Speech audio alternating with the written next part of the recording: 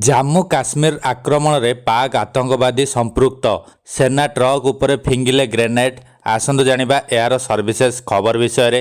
ସୋମବାର ଦିନ ଜାମ୍ମୁ କାଶ୍ମୀରର କାଥୁଆରେ ସେନା ଗାଡ଼ି ଉପରେ ହୋଇଥିବା ଆତଙ୍କବାଦୀ ଆକ୍ରମଣରେ ପାକିସ୍ତାନ ସମ୍ପୃକ୍ତ ଥିବା ଜଣାପଡ଼ିଛି।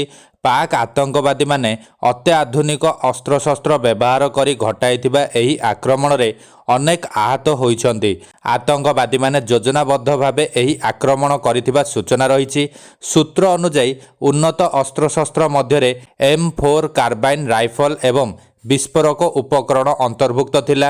ସୂତ୍ରରୁ ଜଣାପଡ଼ିଛି ଯେ ଯେଉଁଠାରେ ଏହି ଆକ୍ରମଣ ହୋଇଥିଲା ସେଠାରେ ସଠିକ୍ ସଡ଼କ ସଂଯୋଗ ଅଭାବ ରହିଛି ଏବଂ ଘଣ୍ଟା ପ୍ରତି 10ରୁ 15 କିଲୋମିଟରରୁ ଅଧିକ ବେଗରେ ଯାନବାହନ ଚଳାଚଳ କରିପାରିବ ନାହିଁ। ଆତଙ୍କବାଦୀମାନେ ଏହି ଅଞ୍ଚଳର ଫାଇଦା ଉଠାଇଥିଲେ। ସେମାନେ ଆକ୍ରମଣ କରିବା ପରେ ସେନା ଗାଡ଼ି ଖୁବ୍ ଧୀର ଭାବରେ ଗତି କରିଥିଲା।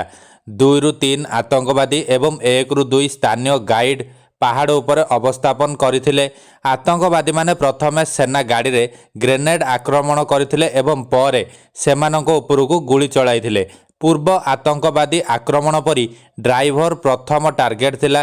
ପ୍ରାଥମିକ ଅନୁସନ୍ଧାନରୁ ଏହା ମଧ୍ୟ ଜଣାପଡ଼ିଛି ଯେ ଆକ୍ରମଣ ପୂର୍ବରୁ ଆତଙ୍କବାଦୀମାନେ ଉକ୍ତ ଅଞ୍ଚଳରେ ଅନୁସନ୍ଧାନ କରୁଥିଲେ। ସ୍ଥାୟୀ ଗାଇଡ୍ ଆତଙ୍କବାଦୀଙ୍କୁ ଏହି ଅଞ୍ଚଳର ଅନୁସନ୍ଧାନ କରିବାରେ ସାହାଯ୍ୟ କରିଥିଲା ଏବଂ ସେମାନଙ୍କୁ ଖାଦ୍ୟ ଏବଂ ଆଶ୍ରୟ ମଧ୍ୟ ଯୋଗାଇ ଦେଇଥିଲା। ଆକ୍ରମଣ ପରେ ସେ ସେମାନଙ୍କୁ ଲୁଚି ରହିବାର ସ୍ଥାନକୁ ପହଞ୍ଚାଇବାରେ ସାହାଯ୍ୟ ମଧ୍ୟ କରିଥିଲା।